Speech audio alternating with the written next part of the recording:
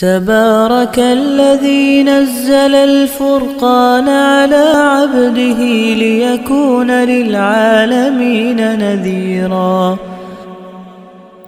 اسلامی تاریخ۔ حضرت عیسیٰ علیہ السلام کا آسمان سے اترنا۔ حضرت عیسیٰ علیہ السلام آسمان پر زندہ ہیں۔ وہ قیامت کے قریب دو فرشتوں کے کندھوں پر سہارا لگائے دمشق کی جامع مسجد کے مشرقی مینارے پر اتریں گے۔ لوگ آپ کو سیڑھی کے ذریعے نیچے اتاریں گے۔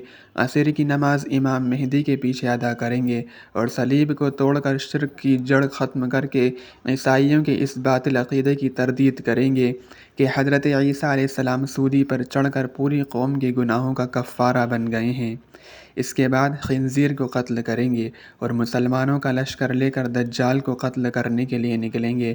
اس وقت وہ بیت المقدس کا محاصرہ کیے ہوئے ہوگا۔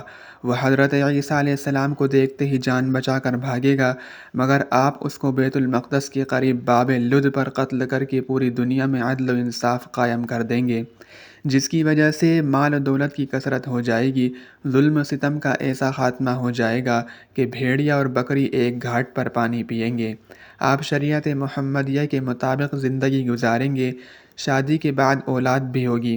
تقریباً 40 سال دنیا میں زندہ رہ کر وفات پائیں گے۔ اسلامی احکام کے مطابق تجہیز و تکفین ہوگی اور مدینہ منورہ میں حضور صلی اللہ علیہ وسلم کے پہلو میں دفن ہوں گے۔